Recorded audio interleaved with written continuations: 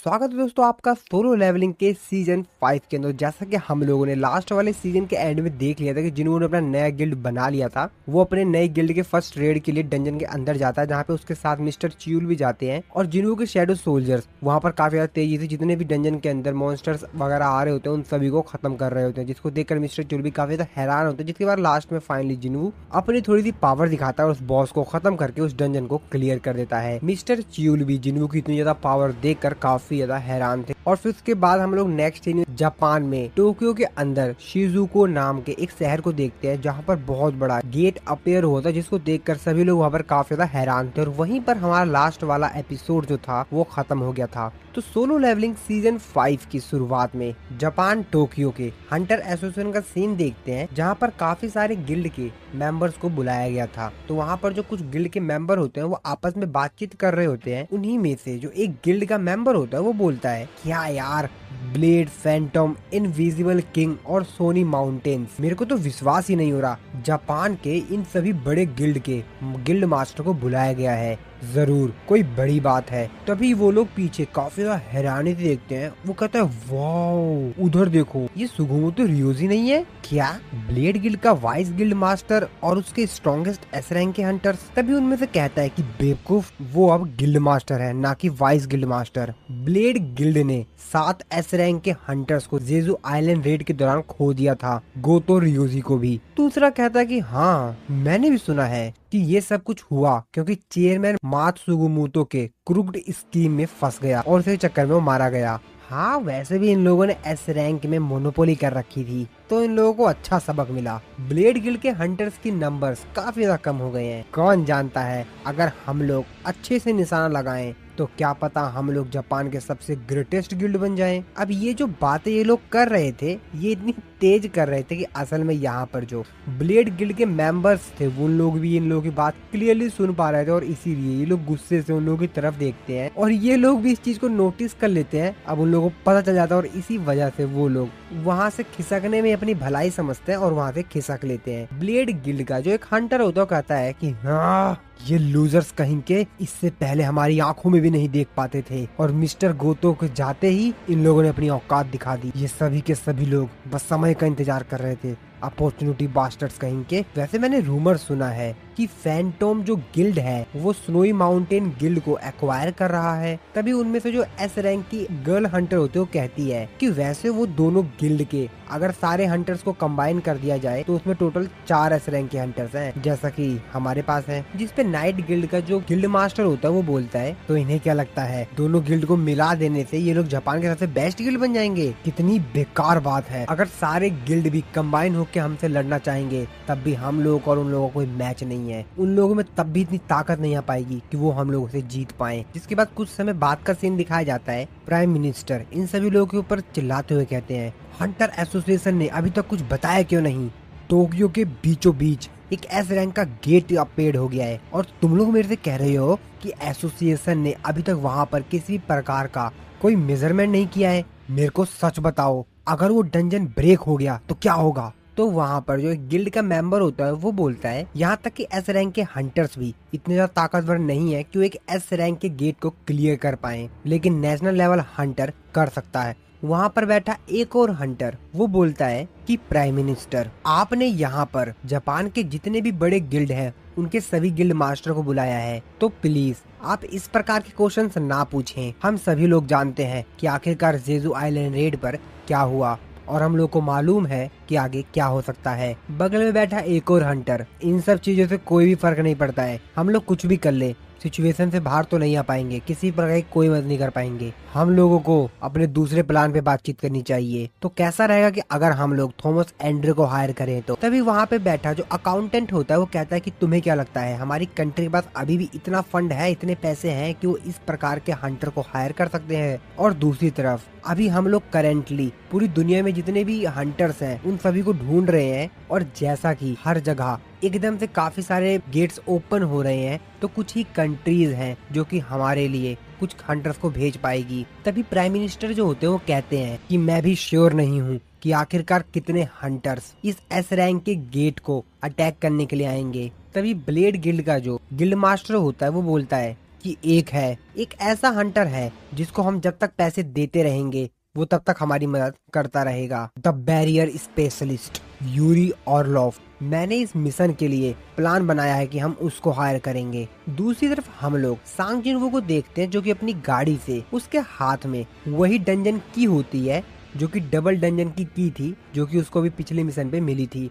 वो अपने आप से कहता है कि मैं तो विश्वास ही नहीं कर पा रहा हूँ यार, मैं 101 लेवल पे पहुंच गया हूँ और मेरे को लेवल 100 पे कार्डनन टेम्पल की भी की मिल गई है और मेरे जितने भी जॉब स्पेसिफिक स्किल्ड है वो सभी की सभी लेवल 101 पे पहुंच गई है। मेरे को तो ये जानने में बड़ी दिलचस्पी है यार कि आखिरकार 102 लेवल पे क्या होगा। वो अपनी गाड़ी को पार्क करके बाहर आ जाता है, अपने मन में सोच रहा होता है कि यार वैसे योजिन इतना सब कुछ अपने दम पे कैसे हैंडल कर ले रहा होगा। तभी साइड में वो मिस चाइन को देखता है जो कि वहाँ से जा रही होती है और जिनवू को देखते ही वहाँ से भाग रही होती है, लेकिन जिनवू उनको देख लेता है और अपनी स्पीड स्किल का इस्तेमाल करके काफी ज्यादा तेजी से उनके पास जाता है। जिनवू मिस चाइन से बोलता है कि आखिरकार तुम मेरे को देखकर भाग क्यों रही थी और तुम मेरी ऑफिस के पास क्या कर रही हो। मिस चाइन तो उसको देख कर काफी ज्यादा डर गई होती है। उससे कहते हैं हाँ मैं अपनी गाड़ी तुम्हारे पार्किंग लॉट में भूल गई थी तो मैं बस वो लेने आई हूँ। जिनवू कहता ओ ये बात है। वो अपने मन में सोचता कहता ओ यार अरे यार ये तो मैं भूल ही गया कि जब मैंने अपने शैडो एक्सचेंज स्किल का लास्ट टाइम इस्तेमाल किया था तो ये अपनी कार यहीं पे भूल गई। फिर जिनवू वहाँ से जाने लगता तभी मिस चाइन उससे बोलते हैं कि वैसे तुम क्या भी फ्री हो। मिस चाइन के दिमाग में काफी सारे ख्याल चल रहे होते हैं कि वो जिनवू से क्या क्या पूछेंगे। उनके दिमाग में चल रहा होता है कि वो जिनवू से पूछेंगे आखिरकार क्यों उसने यो शोइन के साथ फोटो खींची और क्या वो अभी भी उसके लिए काम कर रही है और अगर ऐसा है तो उसने मेरे को क्यों नहीं चुना। क्या एक ए रैंक का हंटर ऐसे रैंक के हंटर से बेटर है? क्या ये दोनों एक दूसरे को डेट कर रहे हैं? लेकिन वो इसमें से कोई भी सवाल नहीं पूछते। कहते हैं कि मिन ब्यूंग चाहते थे कि मैं तुमको एक मैसेज दूं तुम्हारे पावर्स के बारे में, जिसको सुन के जिन्हों कहते क्या क्या। तभी मिस चाइन से पूछता है कि एक मिनट क्या क्या किस चीज के बारे में बात कर रही हो, चलो हम ऊपर चल के बात करते हैं। जिन वो अपने ऑफिस में जाता है, मिस चाइन चारों तरफ नया देखते कहती है कि यहाँ पर कोई है क्यों नहीं, कोई भी नहीं दिख रहा यहाँ पर तो। जिसपे जिन उनको बताता है कि जो वाइस गिल्ड मास्टर है वो अभी भी ऑफिस के काम से बाहर गया हुआ है और बाकी तो ज्यादा कोई लोग है ही नहीं हमारे ऑफिस में। तो हाँ तुम क्या बोल रही थी मेरे को बताओ। वैसे तुम मिस्टर ब्यूंग से कब मिली और मिस्टर ब्यूंग ने तुमसे कब बता दिया मेरे को कोई मैसेज देना है, तुम उससे कब मिली। मिस चाइन को बताती है कि मैंने आवाज सुनी थी, मैंने कल रात एक आवाज सुनी थी जिसपे उसको सारी स्टोरी बताती हैं। मिस चाइन जिनवू को बताती हैं कि मिस्टर ब्यूंग उससे कह रहे थे कि तुम जिनवू को बता देना कि उसके अंदर ही जो पावर्स है वो उससे केयरफुल रहे। किसी ने मेरे को अंतहीन अंधेरे में से बाहर निकाला पर मुझे ऐसा लगा कि मैंने अपने आप को ही खो दिया, मैं कुछ हुई नहीं। हालांकि मेरे सारे सेंसेस होश में था लेकिन मेरे को ऐसा लग रहा था कि जैसे मैं मानो गुलाम बन गया हूँ और मानो ऐसा लग रहा हो कि मैं सिर्फ उसकी सेवा करने के लिए ही रिबॉर्न हुआ हूँ। लेकिन सबसे भयानक आश्चर्य वाली बात तो ये थी कि मुझे ऐसा लग रहा था कि मैं काफी ज्यादा खुश हूँ उसका गुलाम बनकर। उसकी पावर बहुत ज्यादा ताकतवर थी और काफी ज्यादा डरावनी थी। तो तुम उसको इस बारे में जरूर बता देना। याद रखना सांग जिनवू की जो असली आर्मी है, उसकी जो ट्रू आर्मी है। और वो सीन वहीं पर कट हो जाता है। सो दोस्तों एक्चुअल में सांग जिनवू एक और नए डंजन में आया हुआ था जहाँ पर वो ये सब बातें याद कर रहा था कि किस तरीके से वो जब अपने ऑफिस में गया था तो वहाँ पर मिस चाइन आई थी और फिर उन्होंने सारी बातें बताई थी।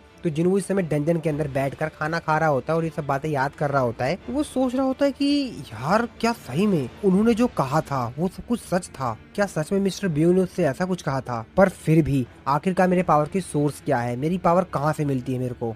तो भाई जिनवू एक्चुअल में यहाँ पर आराम से बैठ के खाना खा रहा था और फिर शैडो सोल्जर्स थे वहाँ पर जितने भी मॉन्स्टर्स वगैरह आ रहे थे उन सभी को डंजन के अंदर मार रहे थे। जिनवू कहता है सबसे इम्पोर्टेंट बात तो ये है कि मेरे को सबसे ज्यादा ताकतवर हंटर बनना है। तभी उसके साइड में बैठा हुआ जो योजिन होता है जो कि बैठकर वो भी आराम से खाना ही खा रहा होता है, वो जिनवू से कहता है कि ये सब कुछ देखकर मेरे को अपने उन दिनों की याद आ जाती है जब हम लोग सी रैंक के डंजन में रेड के लिए जाया करते थे। योजिन जिनवू से पूछता है कि वैसे जो आपके शैडो सोल्जर हैं क्या वो खुद से ही मूव कर लेते हैं, और अगर ऐसा हो सकता है तो आप अपना काम कीजिए और उनको उनका काम करने दीजिए। जिसपे जिनवू उसे कहता है कि नहीं मैं ऐसा नहीं कर सकता। जिनवू अपने मन में सोच रहा होता है कि यार वैसे हाँ अगर मैं इनसे दूर रहूंगा तो शायद मेरे को एक्सपीरियंस पॉइंट अच्छे से ना मिले या शायद मिले ही ना भाई। लेकिन वो सिर्फ ये मन में सोच रहा होता है। वो यूजिन से कहता है कि ऐसा मैं इसलिए करता हूँ ताकि मैं इन लोगों को देख तो सकूं कि ये लोग क्या कर रहे हैं। क्या पता मैं वहाँ पे ना रहा हूँ, ये लोग कुछ और ही कर रहे हो। वो देखो वो लोग क्या कर रहे हैं। तो एक्चुअल में यहाँ पर जिन्हों को शैडो सोल्जर था भाई, वहाँ पर जो एक मॉन्स्टर था वो उसकी वाट लगा रहा था भाई, उसके साथ मतलब मजे ही ले रहा था वो। इसलिए जिन्हों उससे कहता है कि भाई इन सब कारनामों की वजह से मेरे को इनको देखना ही पड़ता है। जिसपे यूजिन उससे बोलता है कि ये सब छोड़िए, वैसे आपकी सिस्टर क्या कर रही है इस समय, क्या वो सही है। जिन्हों उसको बताता है कि हाँ वैसे तो अभी वो सही है, बट डॉक्टर उसको कहा था कि थोड़ा सा और आराम कर ले। वैसे जो मेरा सबसे भरोसेमंद शैडो सोल्जर है वो उसका ध्यान रख रहा है, तो डरने की कोई बात नहीं है, वो टोटली सेफ है। लेकिन जिन्वू तो अपने ख्यालों में सोच रहा होता है कि यार एक मिनट यार, अगर मेरे को ये ख्याल आया ये तो अरे हाँ यार मेरे को देखना चाहिए। तभी जिन्वू अपनी आंखें बंद करता है। तो एक्चुअल में जिन्वू यहाँ पर अपने जो शैडो प्रिजर्वेशन स्किल है उसी का इस्तेमाल करता है, और उसमें जो शेयर्ड सेंस होती है उस इफेक्ट का इस्तेमाल करके वो अपने जो शैडो सोल्जर्स है वो लोग क्या देख रहे हैं वो भी जिन्वू देख सकता है अपनी आंखों से ही। तो जिन्वू यहाँ पर बैठा हुआ है, उसके शैडो सोल्जर्स कहीं पर भी हो, वो उस स्किल का इस्तेमाल करके अपने शैडो सोल्जर्स की आंखों में देख सकता है कि वो एक्चुअल में क्या देख रहे हैं। जिन्वू भी कहता है कि चलो देखते हैं कि आखिरकार जिन्हा क्या कर रही है। तो जिन्वू अपने सबसे ज्यादा भरोसेमंद शैडो सोल्जर बेरू की आंखों में से देखता है। तो बेरू के सामने का नजारा देखकर जिन्वू भी काफी ज्यादा हैरान होता है। वो कहता है ये क्या चल रहा है। जिसके बाद जिन्वू उसकी आंखों में से नीचे देखता है तो कहता है ओह तो जिन्हा सो रही है। और बेरू इस तरीके से फनी बातें इसलिए कर रहा था क्योंकि ये यहाँ पर एक ड्रामा देख रहा है। चलो ये छोड़ो, मैं अपनी मॉम को देखता हूँ। वो अपनी मॉम को देखता है तो उसकी मॉम यहाँ पर कुछ फल वगैरह ले रही होती है घर के लिए। दूसरी तरफ वो बाकी सभी और जो लोग होते हैं उन लोगों को भी देख रहा होता है, और तभी उसको यहाँ पर पानी की बूंदे गिरने की आवाज आती है, जिसको कहता है कि ये कैसी आवाज है। तभी वो ध्यान से देखता है तो एक्चुअल में वो भाई नजारा देखकर काफी ज्यादा हैरान होता है, क्योंकि यहाँ पर तो जो मिस चाइन थी वो नहा रही थी, और ये सीन देखकर जिन्वू काफी ज्यादा शर्मा जाता है। उसकी तो भाई हालत खराब जाती है, कहता है नहीं नहीं नहीं नहीं नहीं नहीं। और ये देखकर योजिन उससे बोलता है कि सर क्या हो गया। लेकिन जिन्वू योजिन को कुछ नहीं बताता, अपने मन में सोच रहा होता है कि मेरे को उनसे जाकर इस चीज को लेकर उनसे माफी मांगनी चाहिए, या शायद मेरे को उनको डिनर पे ले जाना चाहिए, या शायद कुछ और। जिसके बाद योजिन जिन्वू को बोलता है कि सर ये सब छोड़ो, वैसे सर आपने ये न्यूज सुनी कि टोक्यो जापान में शिनजुको में एक एस रैंक का गेट अपेयर हुआ है, और अगर ये 3 दिन के अंदर ही क्लियर नहीं किया गया तो डंजन ब्रेक हो जाएगा। मैंने सुना है कि जापान पूरी दुनिया से हंटर को रिक्रूट कर रहा है, वैसे क्या आपसे उन्होंने कांटेक्ट किया सर। जिन्वू अपने मन में सोचते हो कहता है कि यार वैसे भी इस चीज को तो काफी लंबा समय हो चुका है ना। वो योजिन से कहता है हाँ इस बारे में मेरे पास कॉल तो आई थी, लेकिन यार मेरे पास इससे भी ज्यादा एक इम्पोर्टेंट काम है, तो मेरे को उस काम को अटेंड पहले करना है। तो एक्चुअल में जिस काम की बात जिन्वू कर रहा था वो था कार्टेनोन टेम्पल के अंदर जाना, यानी डबल डंजन के अंदर जाना, जो कि हम लोगों को एनिमे की शुरुआत में देखने को मिला था। तो जिन्वू को उसी डंजन की मिल गई है, लेकिन उस डंजन में जाने के लिए लगभग 26 घंटे से भी ज्यादा का समय तक इंतजार करना है, जिसके बाद उसको डबल डंजन की जो लोकेशन है वो उसको मिल जाएगी। जिन्वू जो कि अपने मन में सोच रहा होता है ये जो इनविटेशन है ये सिस्टम की तरह से खुद आया है। मैं काफी ज्यादा आश्चर्य में हूँ कि क्या मेरे को अपने सारे आंसर्स मिल पाएंगे जिनको मैं खोज रहा हूँ। आखिरकार तुम एग्जैक्टली हो कौन, पर ज्यादा सोचना नहीं है क्योंकि समय आएगा जब तुम मुझे ये सब कुछ बताओगे। ठीक है, वैसे भी सिर्फ अब 1 दिन बचा हुआ है और फिर सारा सच सामने आ जाएगा। जिसके बाद जिन्वू वहाँ से खड़े होकर जाने लगता है। वो योजिन से बोलता है अगर तुम्हारा खाना पीना हो गया तो चलो हम लोग काम पे चलते हैं। चले। योजिन में कहता है हाँ हाँ सर चलो चलते हैं। इसके बाद हम लोग फिर से ब्लेड गिल्ड के जो टीम मेंबर्स होते हैं उन्हीं को देखते हैं। तो इन लोगों के पास जो एस रैंक का हंटर यूरी ओरलोफ था वो आ जाता है। वो अपना इंट्रोडक्शन देते हुए इन लोगों से कहता है कि मेरा नाम यूरी ओरलोफ है। तुम लोग वैसे मेरे को पहले से ही जानते होगे, पूरी दुनिया में लोग मेरे को बेस्ट सपोर्टेड टाइप हंटर के तौर पर जानते हैं। वैसे मेरे को थोड़ा समय मिल गया था, ब्लेड गिल्ड ने जो मेरे को फाइल्स देखी थी मैंने वो थोड़ी बहुत पढ़ी है, और उसी को पढ़ने के बाद मैं कह सकता हूँ वैसे काफी ज्यादा स्मार्ट आइडिया था कि तुमने सभी सिटीजन्स को वहाँ से बाहर निकाल लिया। वैसे तुम लोगों को देखने से ऐसा लगता है कि तुम्हारे पास मैन पावर नहीं है। क्या वैसे ये सच है कि जापान इस मिशन के लिए सिर्फ 7 एस रैंक के हंटर्स को भेज रहा है। ब्लेड गिल्ड का जो गिल्ड मास्टर होता है कहता है कि हाँ, हर गिल्ड से जो एक एस रैंक का हंटर है वो बाकी सभी जितने भी ए रैंक के गेट पूरे जापान में अपेयर्ड होंगे उस चीज को देखेगा, उस चीज को ध्यान रखेगा। और ऐसा ही सेम हमारे गिल्ड के ऊपर भी लागू होता है। तो हमारे गिल्ड में से हम 3 ही जाएंगे जो कि इसमें पार्टिसिपेट करेगा, और जो बाकी एक एस रैंक का हंटर है वो बाकी लोगों की हेल्प करेगा। जिसपे वो कहता है कि अरे नहीं नहीं नहीं नहीं ऐसा मत करो। आखिरकार तुमने ये एक्सपेक्ट भी कैसे कर लिया कि इस प्लान के दम पर तुम अपनी कंट्री को प्रोटेक्ट कर पाओगे। तो ठीक है, मेरे को चाहिए $3.6 बिलियन इस काम के लिए, यानी कि $10 मिलियन पर डे। और मैं तुमको उस गेट से बचाऊंगा जब तक तुम चाहोगे। अब ये बात सुन के तीनों के तीनों जो यहाँ पे हंटर होते हैं भाई काफी ज्यादा हैरान होते हैं। ब्लेड गिल्ड का गिल्ड मास्टर कहता है वेट, क्या 10 मिलियन डॉलर पर डे? हाँ, टोटल 3.6 बिलियन डॉलर पूरे एक साल के लिए, और तुम्हारी कंट्री बच जाएगी। और वैसे भी मैं तुमसे 36 ट्रिलियन डॉलर नहीं मांग रहा हूँ। थॉमस एंड्रे जो तुमसे चार्ज करेगा उससे ये बहुत ही ज्यादा कम है। तभी साइड में खड़ा जो एक हंटर जिसका नाम मिनोरू होता है, वो दूसरी हंटर केन्या से बोलता है, केन्या क्या तुमको कुछ रसियन आती है? आखिरकार ये नशेड़ी एग्जैक्टली कह क्या रहा है? जिसपे केन्या उसको कहती है कि नहीं मेरे को श्योर नहीं है, लेकिन फिर भी ये जो बोल रहा है मेरे को इसकी आवाज से ऐसा लग रहा है कि कुछ तो गड़बड़ है। जिसके बाद यूरी कहता है तो क्या सोचा है तुमने? तो तुम एक नेशनल हीरो को हायर करोगे 10 मिलियन डॉलर पर डे पे, या तुम्हारी कंट्री गिव अप कर सकती है कुछ पैसों को बचाने के लिए? बताओ क्या सोच रहे हो तुम? और तुमको क्या सच में लगता है तुम्हारे पास कोई दूसरा ऑप्शन है इस समय? तुमको तो अपने घुटनों के बल बैठकर मेरे तलवे को चाटना चाहिए। जिससे ब्लेड गिल्ड का गिल्ड मास्टर रियोजी कहता है तुम तो इस तरीके से बात कर रहे हो जैसे कि तुमको अपने स्किल के ऊपर पूरा कॉन्फिडेंट है। यूरी उसका जवाब देते हुए कहता है कि हाँ बिल्कुल, मेरे को हायर करना तुम्हारे लिए काफी ज्यादा फायदेमंद होगा। तुम्हारे पीछे जो लूजर्स खड़े है ना, उनके जैसे अगर तुम हजारों को भी मिला लोगे तब भी उनके कंपैरिजन में मेरे को हायर करना तुम्हारे लिए काफी ज्यादा फायदेमंद रहेगा। तो जल्दी बोलो क्या सोच रहे हो? वैसे भी यहाँ पर कुछ सोचने वाली बात तो है ही नहीं। जिसपे मिनोरू केन्या से बोलता है कि ये सिर्फ हमारा यहाँ पर इंसल्ट कर रहा है। जिसपे केन्या बोलते कि हाँ मैं इसकी बातों को समझ नहीं पा रही हूँ, लेकिन इसकी हरकतों से ये तो पक्का है कि हमारी बेइज्जती करना चाह रहा है। तभी इन दोनों के पीछे कुछ अजीब सा होता है जिसको देखकर दोनों काफी ज्यादा हैरान होते हैं। यूरी उन लोगों से कहता है कि तुम लोग 1 इंच भी नहीं हिल सकते बिना मेरे परमिशन के, लेकिन फिर भी तुम अपना बेस्ट दो और मेरी इस अटैक से बच कर दिखाओ। मिनोरू अपने मन में सोचते हुए कहता है ये इतना ज्यादा ताकतवर है कि इसने हमारे मूवमेंट्स को रोक दिया है, लेकिन फिर भी हम लोग एस रैंक के हैं। केन्या अपने मन में सोच रही होती है कि अरे नहीं, डैम इट, ऐसा लग रहा है कि किसी ने हमको चारों तरफ से पकड़ लिया है। यूरी रियोजी से कहता है कि मैं तुम्हारे लिए एस रैंक के गेट को क्लोज कर दूंगा और उसके साथ तुमको एक बोनस भी दूंगा, तुम्हारे दोस्तों की जान बख्श दूंगा। तो कैसा है ये ऑफर?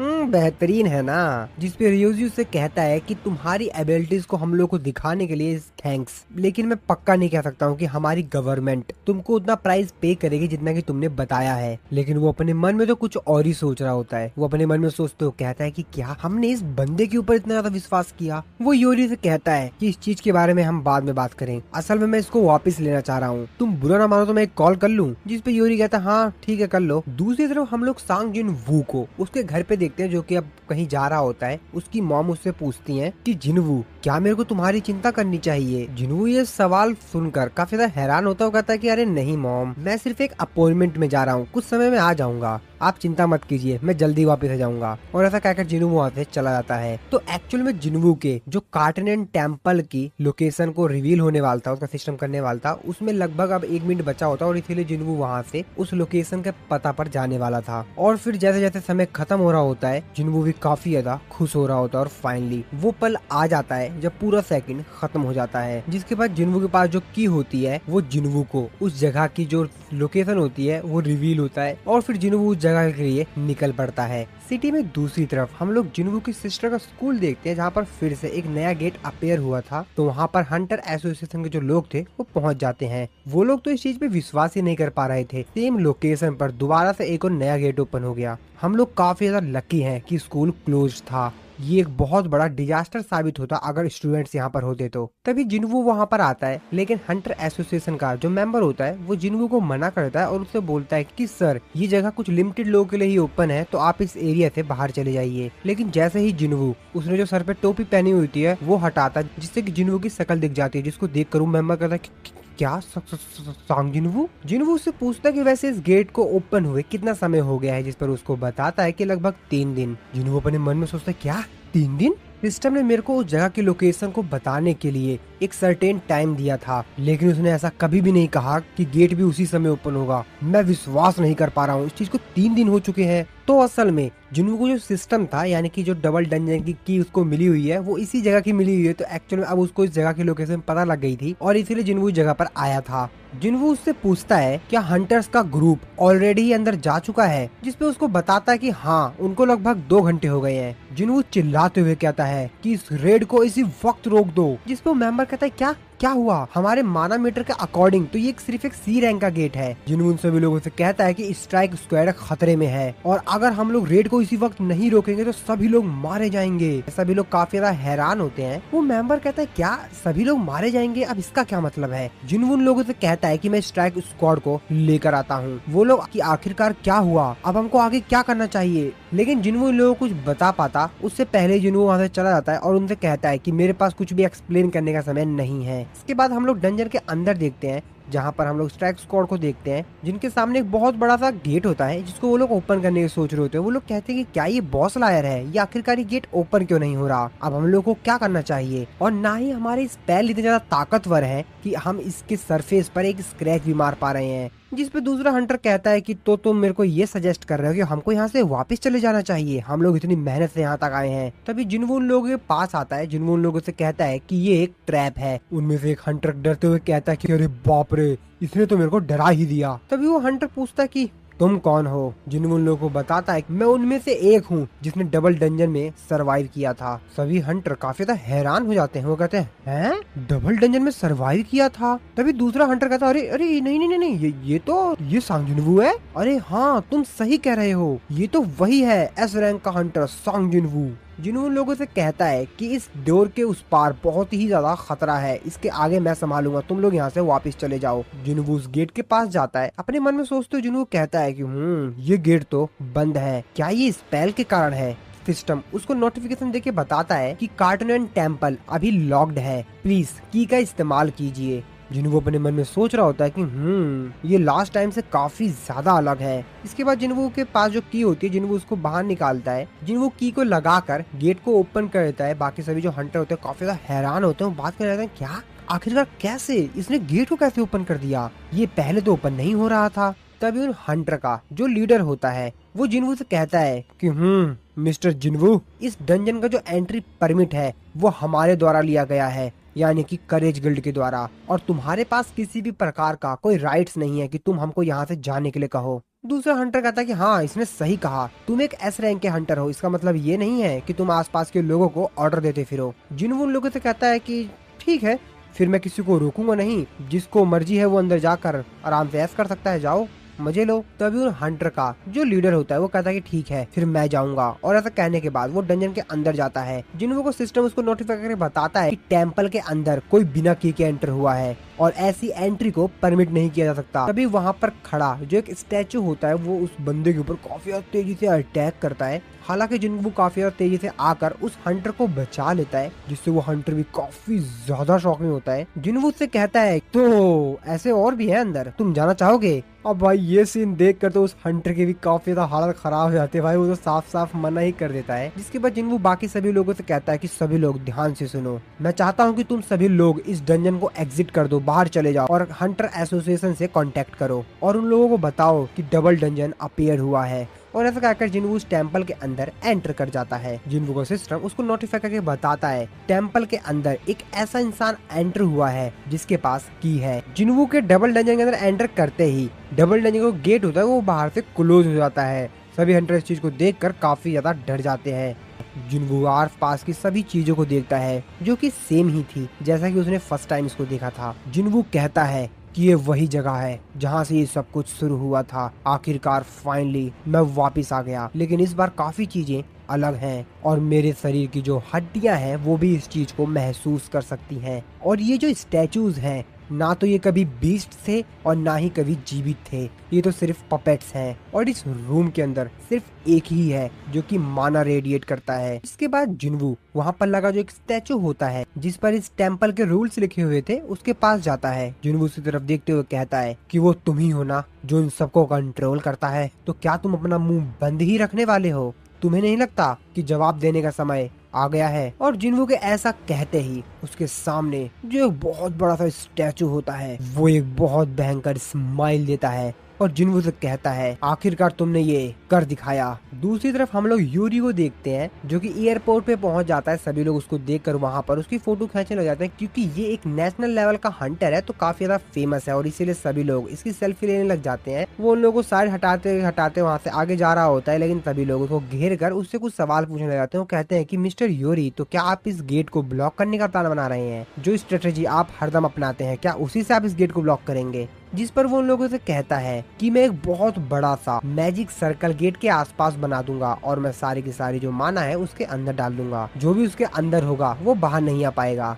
लोग उससे सवाल करने लग जाते हैं तो इसका मतलब ये है कि आप इतने ज्यादा कैपेबल हैं कि आप एक एस रैंक के गेट को अपने दम पर ब्लॉक कर सकते हैं। इसके बाद वो सब कुछ उन लोगों को एक्सप्लेन करता है कि क्या क्या वो करेगा। जो गेट ओपन हुआ है उसके चारों तरफ एक सर्कल वगैरह बना देगा और कोई भी प्रॉब्लम वगैरह होती है तो वो यहाँ पर और भी ज्यादा क्रिस्टल्स वगैरह लेकर आएगा जिनमें से माना निकलती है और भी यहाँ पर उस गेट को ब्लॉक करने की पूरी कोशिश करेगा और अपना बेस्ट देगा। इसी तरीके से वो सभी लोगों को इंटरव्यू में सब कुछ बता रहा होता है कि मैं कुछ ऐसा ही करने वाला हूँ और उन लोगों से कहता है कि तुम लोग चिंता मत करो, मैं तुम लोगों की जिंदगी बचाने वाला हूँ तो तुम लोग मेरे को याद जरूर रखना। और ये सब कुछ टीवी पर लाइव चल रहा होता है जिसको कि मिस्टर गो भी देख रहे होते हैं। मिस्टर गो कहते हैं कि मैं इस बात को लेकर श्योर नहीं हूँ कि यूरी इस गेट को ब्लॉक कर पाएगा या नहीं कर पाएगा, लेकिन मैं इतना जानता हूँ कि अगर ये फेल हुआ तो क्या होगा। मिस्टर गो मिस्टर च्यूल से कहते हैं वैसे सांग जिनवू इन दिनों क्या कर रहा है? मिस्टर च्यूल उसको बताते हैं कि सर सांग जिनवू करंटली अभी एक रेड पर है। मिस्टर च्यूल आगे बताते हैं कि सर ये जो लिस्ट है इसके अंदर जितने भी गेट्स हैं अर्जिन गिल्ड ने ये रिक्वेस्ट की है कि उनको इन सभी गेट का एंट्री परमिट चाहिए। मिस्टर गो कहते हैं ओ तो इन सभी गेट्स का? मिस्टर च्यूल कहते हैं कि हाँ सर, जैसा कि इनमें से काफी सारे जो गेट्स हैं वो उन जगहों पर है जिन जगहों पर अदर गिल्ड्स हैं जैसे कि white tiger guild, Hunter guild and फेंट गिल्ड, तो थोड़ी बहुत प्रॉब्लम्स हो सकती हैं। मिस्टर को कहते हैं कि एक नया वन मैन गिल्ड वो एक मेजर गिल्ड जितना पावरफुल है, कितना ज्यादा बेहतरीन है ना। मिस्टर च्यूल भी कहते हैं कि हाँ सर सही कहा आपने।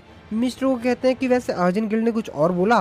मिस्टर च्यूल उनको बताते हैं कि हाँ उन्होंने कहा था कि आसपास जो गेट्स हैं उनका ध्यान रखें, वो उन गेट्स पर अगले हफ्ते जाएंगे, लेकिन उन्होंने कुछ खास रीजन तो बताया नहीं। मिस्टर को कहते हैं पर कोई नहीं, ये उतनी बड़ी प्रॉब्लम्स भी नहीं है। तभी मिस्टर च्यूल के फोन पर किसी का फोन आता है। मिस्टर च्यूल कहते हैं कि सर मेरे को किसी का कॉल आ रहा है, 1 मिनट में मैं भी आता हूँ। जिस पर मिस्टर को कहते हैं कि हाँ ठीक है तुम जाओ, मेरे को भी एक अपॉइंटमेंट के लिए जाना है। मिस्टर च्यूल अपना फोन पिक करते हैं। उनको बताया जाता है कि सर हमको जस्ट अभी एक रिपोर्ट रिसीव हुई है तो मुझे लगता है कि आपको वहां पर जाकर उस एरिया को चेक करना चाहिए। आपको याद है ना रिसेंटली जिस स्कूल के ऊपर अटैक हुआ था ऑर्क्स के ग्रुप के द्वारा, सर उसी जगह पर एक और नया गेट ओपन हुआ है। और अजीब बात ये है कि रिपोर्ट में पता चला है कि वो असल में एक डबल डंजन है। जिसकी बात सुन के मिस्टर च्यूल कहते हैं कि क्या डबल डंजन? और फिर से हम लोग सांग जिनवू को देखते हैं उसी डबल डंजन के अंदर। वहाँ पर जो बड़ा सा स्टैचू होता है वो जिनवू से कहता है तुम आखिरकार यहाँ तक आ ही गए, और जिस स्टोन को उसने पकड़ा हुआ होता है जिसके ऊपर रूल लिखे होते हैं वो उस स्टोन को ब्रेक कर देता है। जिसको देखकर सांग जिनवू अपने मन में सोचते हुए कहता है स्टोन स्लैब को इस तरीके से तोड़ देना क्या सही है? इससे कोई फर्क पड़ेगा? जिनवू से कहता है कि मुझे लगता है कि जिनको तुम कमांडमेंट्स कहते हो उनका मतलब कभी कुछ था ही नहीं। जिसपे वो कहता है ओ तो क्या इसका मतलब कुछ था, लेकिन इससे कोई फर्क नहीं पड़ता। जिनवू कहता है कि क्या तुम वही हो जिसने कि मेरे को यहाँ पर बुलाया है? वो कहता है कि हाँ। जिनवू से बोलता है कि क्या तुम कोई मैजिक बीस्ट हो? जिसपे उसको रिप्लाई देते हुए कहता है कि तुम क्वेश्चन ही गलत पूछ रहे हो। तुम मेरे से पूछ रहे हो कि मैं कौन हूँ, तुम्हें इसकी जगह पर ये पूछना चाहिए कि तुम कौन हो। तो ठीक है, अब ये तुम्हारा एक फाइनल टेस्ट है। अगर तुम इस टेस्ट के एंड तक अपने दम पर खड़े रहे तो मैं तुमको सब कुछ बताऊंगा जो तुम चाहो, और यही वो रिवॉर्ड होगा जो मैं तुमको दूंगा। इसके बाद वहाँ पर आसपास जितने भी स्टैचूज होते हैं उन सभी को वो ऑर्डर देता है और वो सभी लोग जिनवू की तरफ बढ़ने लग जाते हैं। जिनवू भी अपने शैडो सोल्जर्स को वहाँ पर बुलाता है, लेकिन ये क्या, वो लोग तो आते ही नहीं है। अब ये देखकर जिनवू भी काफी ज्यादा हैरान होता है। जिसके बाद वो जिनवू को बताता है कि ये सब काम नहीं करेंगे, ये एक टेस्ट है तो इसमें चीटिंग अलाउ नहीं है। जिनवू को सिस्टम भी उसको नोटिफाई करके बताता है कि ये फाइनल टेस्ट है और इसके अंदर जॉब स्पेसिफिक जितनी भी स्किल्स है वो अलाउड नहीं है। जिस पे डबल डंजन का जो बॉस होता है वो जिनवू से कहता है कि तुम ही हो सिर्फ जिसे मैं चाहता हूँ, मेरे को तुम्हारे सर्वेंट्स की एबिलिटी से घंटा फर्क नहीं पड़ता। और साथ ही में जिनवू इस रूम से जब तक इस फाइनल टेस्ट को कंप्लीट नहीं कर लेता है वो इस रूम को छोड़ के भी नहीं जा सकता है। जिनवू कहता है ओह तो कुछ ऐसा है ये सब, मुझे नहीं लगता कि मेरे पास जो ताकतें हैं उनमें से सारी ताकतें ही यूजलेस हैं। कुछ चीजें तो है जो मैं इस्तेमाल कर सकता हूँ। मैं अभी भी अपनी इन्वेंट्री को इस्तेमाल कर सकता हूँ, और अगर ऐसी बात है तो मैं इन सभी को अपने स्ट्रेंथ के दम पर ही हरा सकता हूँ। और तभी उनमें से जो एक बहुत बड़ा सा स्टैचू होता है वो जिन्वू के ऊपर अटैक करता है, लेकिन जिन्वू उसके बड़े से स्वॉर्ड को अपने स्ट्रेंथ के दम पर ही रोक लेता है और तोड़ देता है, और काफी ज्यादा तेजी जाता है और उसको एक पंच हिट करता है, और फिर एक किक मार के जिन्वू उसको पूरी तरीके से तोड़ देता है। इसके बाद जिन्वू वहाँ पर आसपास जितने भी होते हैं उन सभी को मारने के लिए अपने इन्वेंट्री में से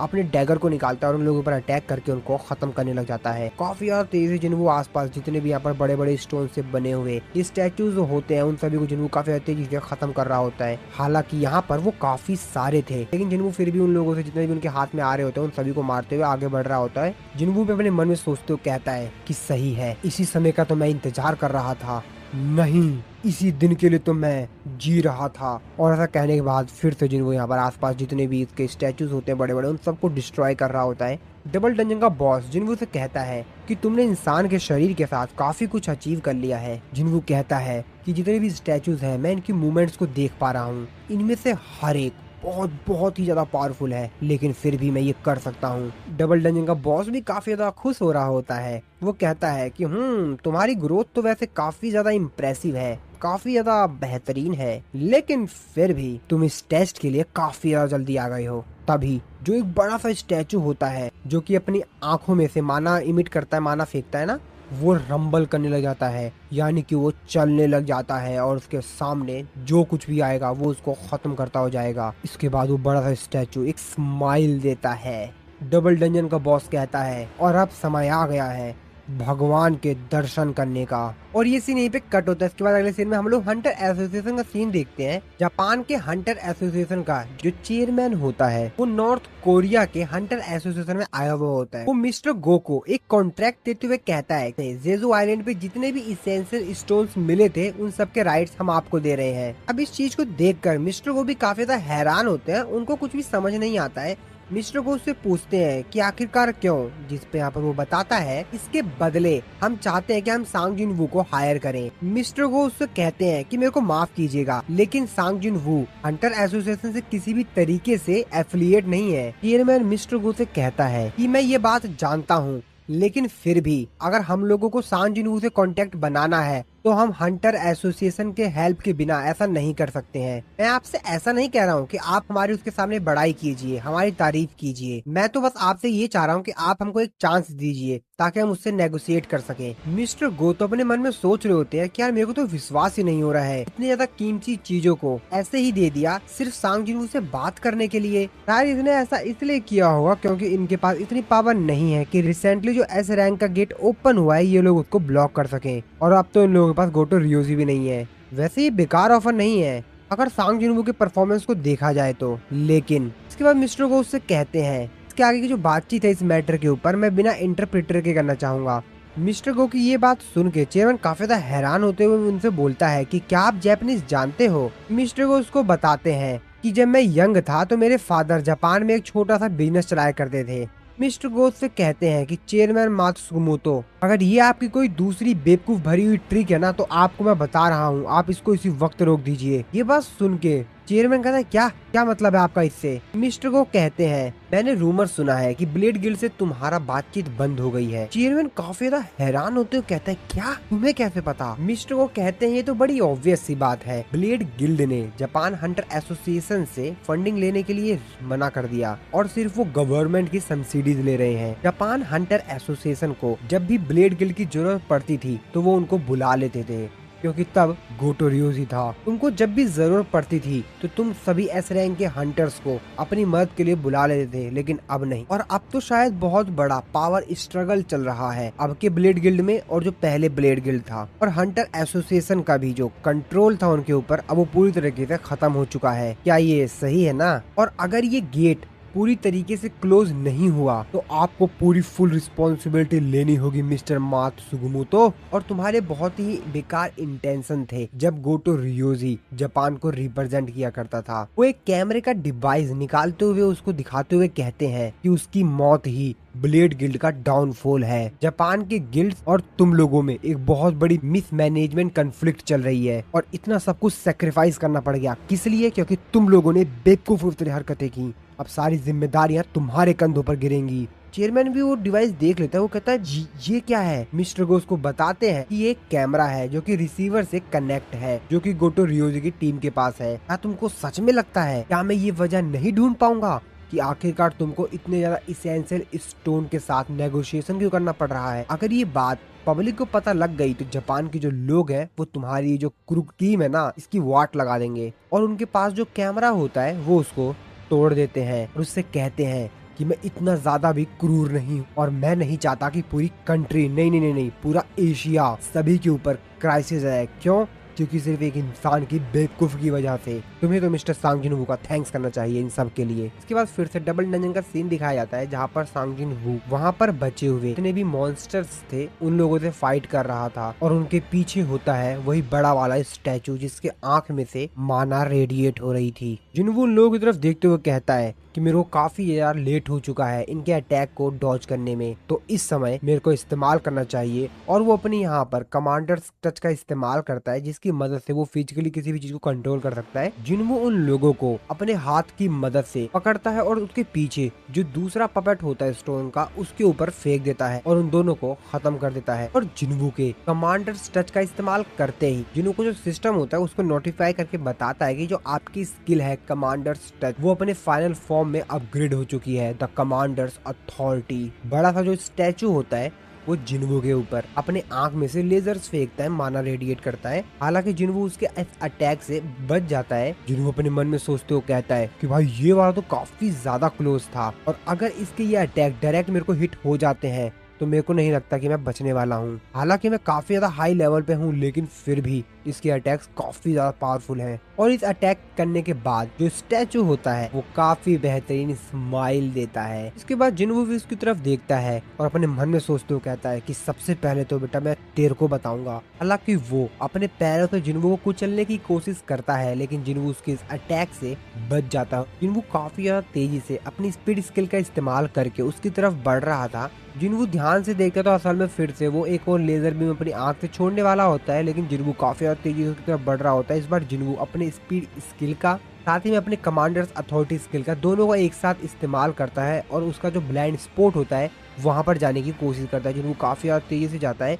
जिनवो अपने मन में सोच रहा होता है कि भाई इस बार तो जो मेरी ग्रेविटेशनल पुल है वो काफी ज्यादा स्ट्रांग हो गई है। मैंने अपने पावर का सिर्फ कुछ हिस्सा ही इस्तेमाल किया है लेकिन फिर भी ये काफी अच्छी तरीके से काम कर रहा है। शायद ऐसा इसलिए हुआ होगा क्योंकि मेरी जो स्किल्स है वो काफी ज्यादा अपग्रेड हो गई हैं। जिसके बाद वो उसके ब्लाइंड स्पॉट पर पहुंच जाता है। उसके पास डेमोन किंग का जो डैगर होता है वो उसकी हेल्प से काफी ज्यादा तेजी से उसके ऊपर कट मारता है लेकिन उसे तो कुछ भी फर्क नहीं पड़ता, बस थोड़े से स्क्रैच पड़े होते हैं जिसको देखकर जिन्होंने अपने मन में सोचा था क्या डेमोन किंग का जो डैगर है वो किसी भी चीज को काट सकता है लेकिन इससे तो सिर्फ इसको थोड़े से स्क्रैच ही लगे हैं और उसे तो कोई भी फर्क नहीं पड़ता। वो तो बस एक स्माइल दे रहा होता काफी बेहतरीन जिन्वो की तरफ। लेकिन जिन्वो भी कहाँ हार मानने वाला था। जिन्वो अपने मन में सोचते हुए कहता कि ठीक है अगर मैं इसको काट नहीं सकता तो मैं यहाँ पर ब्रूट फोर्स का इस्तेमाल करूंगा। जिन्वो उसके चेहरे के पास जाता है और एक खींच के काफी ज्यादा तेजी से पंच मारता है और ये पंच काफी ज्यादा पावरफुल होता है। डबल डंजन का जो बॉस होता है वो जिन्वो को इस अटैक को देखते हुए कहता है कि मैंने कभी भी नहीं सोचा था कि मेरा जो सबसे बेहतरीन क्रिएशन है उसके खिलाफ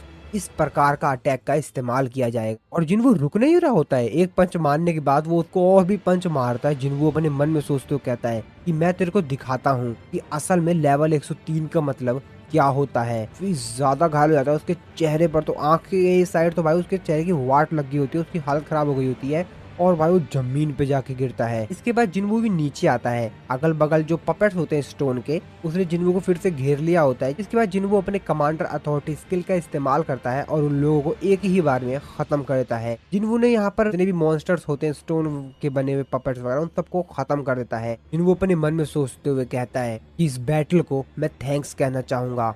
मेरे को ऐसा लग रहा है कि मैं और भी ज्यादा पावरफुल हो गया हूँ। अब इस चीज को देखकर जो डबल डंजन का बॉस होता है वो जिनवू के लिए तालियां बजाता है और उससे कहता है कि काफी बेहतरीन। जिनवू उससे कहता है कि तुम्हें अपना प्रॉमिस याद तो है ना, जिसकी बात सुनने के बाद वो काफी ज्यादा तेजी से हंसता है और जिनवू से कहता है कि हाँ हाँ बिल्कुल, लेकिन टेस्ट अभी तक खत्म नहीं हुआ है। अब ये बात सुनने के बाद जिनवू काफी ज्यादा हैरान होता है। वो कहता है तुम देख नहीं सकते, मैं अभी भी यहाँ पर हूँ। तभी जिनवू का सिस्टम उसको नोटिफाई करके बताता है कि आपके पास जस्ट अभी एक अर्जेंट टेस्ट आया है। डबल डंजन का बॉस जिनवू से कहता है कि मैं हूँ तुम्हारा फाइनल टेस्ट। जिनवू का सिस्टम उसको बताता है 10 मिनट के अंदर आपका जो दिल है वो धड़कना बंद कर देगा अगर आपके सामने जो एनिमी है आप उसको नहीं हराते हैं तो। ये चीज देखकर जिनवू कहता है क्या, ये क्या मजाक चल रहा है, और टाइम भी एक्टिवेट हो जाता है। टाइम धीरे धीरे कर अब घट रहा होता है। डबल डंजन का बॉस जिनवू से कहता है मैंने तुमसे कहा था ना, जो तुमने मेरे से क्वेश्चन किया है वो बहुत ही ज्यादा मामूली क्वेश्चन है, लेकिन फिर भी मैं तुमको उसका जवाब दूंगा। तुम जानना चाहते हो ना कि आखिरकार मैं कौन हूँ? मैं इस सिस्टम का रचयिता हूँ, मैंने ही इस सिस्टम को बनाया है। तो क्या तुम मेरे जवाब से खुश हो? इसके बाद अगले सीन में हम लोग डबल डंजन का जो गेट होता है उसके बाहर हम लोग मिस्टर च्यूल को देखते हैं। इस जगह पर आ गए थे क्योंकि उनको यहाँ पर बुलाया गया था। हंटर एसोसिएशन के मेंबर्स जो कि यहाँ पर पहले ही से थे, उनमें से जो एक मेंबर होता है वो बताता है मिस्टर च्यूल को कि सर्विलेंस टीम के सभी लोग इस तरफ आइए। मिस्टर च्यूल जो कि यहाँ पर सर्विलेंस टीम में से कुछ लोगों को लेकर आए थे, वो अपने मन में सोचते हो कहते हैं कि मैंने किसी तरीके से जुगाड़ करके 7 इलाइट हंटर्स को हंटर एसोसिएशन से जो कि वहाँ पर उस समय अवेलेबल थे उन लोगों को बुला लिया है। लेकिन मैं जानता हूँ कि इतने लोग काफी नहीं है मिस्टर सांग जिनवू की मदद करने के लिए। मैं तो इन लोगों को सिर्फ इसलिए लेकर आया हूँ कि अगर कुछ बेकार सी सिचुएशन हो जाती है तो हम लोग थोड़ा बहुत संभाल सकें। तभी मिस्टर च्यूल को काफी ज्यादा तेजी से उस गेट के अंदर से माना आती हुई दिखती है, जिसको सेंस कर लेते हैं। वो काफी ज्यादा हैरान होते हैं क्योंकि जो माना लेवल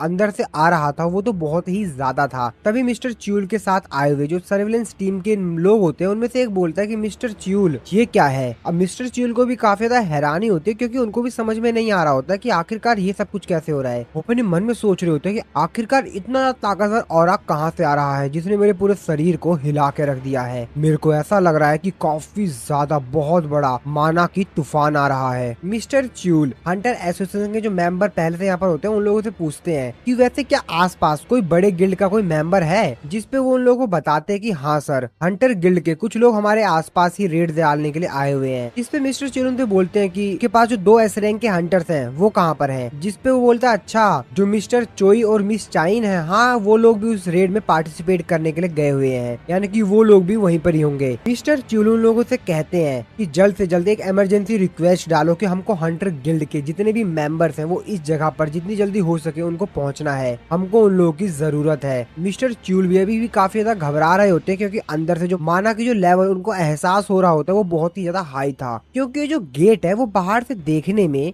एक साधारण सा गेट लगता है, नॉर्मल सा गेट लगता है, लेकिन अंदर डबल डंजन है और इसीलिए उनको काफी ज्यादा डर लग रहा था कि आखिरकार क्या होने वाला है आगे। इस तरह फिर से हम लोग जिनवू को देखते हैं डंजन के अंदर। डबल डंजन का जो आर्किटेक्ट होता है वो जिनवू की तरफ काफी ज्यादा तेजी से बढ़ता है और जिनवू के सीने में एक पंच मारने के लिए जाता है। हालांकि जिनवू अपने हाथ से उसके पंच को रोक लेता है, लेकिन उसका जो पंच की पावर थी वो काफी ज्यादा थी, जिस वजह से जिनवू काफी ज्यादा दूर जाके गिरता है। जिनवू की हालत काफी ज्यादा खराब हो गई होती है क्योंकि उसका जो पंच था वो बहुत ही ज्यादा पावरफुल था। हालांकि जिनवू बच गया होता है, लेकिन उसके जो पंच की पावर थी वो इतनी ज्यादा था कि जिनवू काफी ज्यादा घायल हो गया होता है, उसके मुंह से खून निकल रहा होता है। डंजन का जो आर्किटेक्ट होता है वो फिर से जिनवू की तरफ अटैक करने के लिए काफी ज्यादा तेजी से बढ़ता है, लेकिन जिनवू उसको देख लेता है और उसने जो अटैक किया होता है फिर से अपने हाथ की मदद से उसको रोक लेता है। वो जिनवू से कहता है कि काफी बेहतरीन, बहुत बेहतरीन, मैंने जितनी उम्मीद की थी तुम तो उससे भी ज्यादा बेहतर हो गए हो, लेकिन इससे कोई भी फर्क नहीं पड़ेगा। और जिनवू को फिर से वो काफी ज्यादा तेजी से एक पंच मारता है और जिनवू फिर से काफी ज्यादा दूर जाता है। हालांकि जिनवू नीचे नहीं गिरता, वो अपने आप को बैलेंस बना लेता है, लेकिन फिर भी जिनवू उसके पंच से काफी ज्यादा दूर चला गया होता है। सिस्टम का जो आर्किटेक्ट होता है वो जिनवू से कहता है कि कौन जानता था कि एक इंसान से लड़ने में इतना ज्यादा मजा आएगा। मैंने अपने हजारों साल की जिंदगी में कभी एक बार भी ऐसा नहीं सोचा था कि एक इंसान इतना ज्यादा काबिल हो जाएगा कि वो मेरे से लड़ेगा। मेरा अपोनेंट इंसान होने के बावजूद भी इतना ज्यादा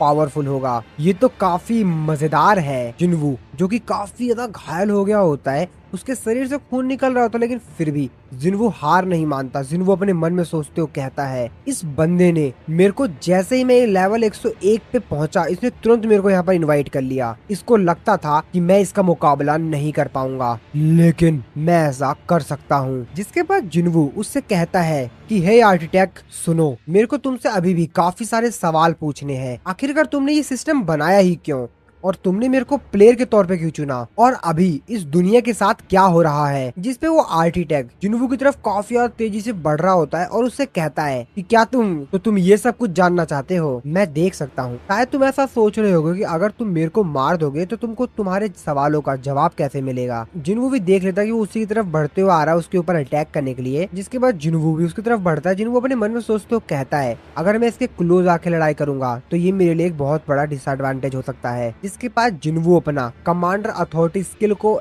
एक्टिवेट करता है और उसका इस्तेमाल करता है। आर्किटेक्ट जिन्वू से कहता है, कहीं तुम ऐसा तो नहीं सोच रहे हो ना कि तुम दूर जाके मेरे ऊपर अटैक करोगे, इससे मेरे को कोई भी फर्क नहीं पड़ेगा, ये सब बेकार है। जिन्वू अपने मन में सोचते हुए कहता है कि ये वही स्किल का इस्तेमाल कर रहा है जो कि मैं कर रहा हूँ, तो इसका मतलब ये है कि लॉन्ग डिस्टेंस से इसके ऊपर अटैक करना बेकार है, इससे कोई भी फर्क नहीं पड़ेगा। आर्किटेक्ट जिन्वू से कहता है, इससे कोई भी फर्क नहीं पड़ेगा कि तुम मुझे मारोगे या नहीं, तुमको जो जवाब मिलेगा वो पहले से ही प्री डिटरमाइंड है, यानी कि वो जवाब पहले से ही तय है। जिन्वू ने भी अपना डैगर निकाल लिया होता है उससे फाइट करने के लिए। जिन्वू उससे कहता है कि आखिरकार तुमने सब कुछ डिजाइन कैसे किया, और आखिरकार तुमने मेरे को इतनी सारी पावर्स कैसे दी थी। आर्किटेक्ट जिन्वू को बताता है कि मैंने तुम्हें नहीं चुना, बल्कि मैं तो इसके खिलाफ था। मैं तो सिर्फ इस प्लेयर ब्रीडिंग सिस्टम का एक आर्किटेक्ट और मॉडरेटर हूँ। मेरा डिजाइन परफेक्ट है। जिन्वू भी अपने सिस्टम में देखता है जहाँ पर अब काफी समय नहीं बचा होता है, उसको जल्द से जल्द इसको हराना होगा, नहीं तो आप लोगों को तो मालूम ही है कि जिन्वू के साथ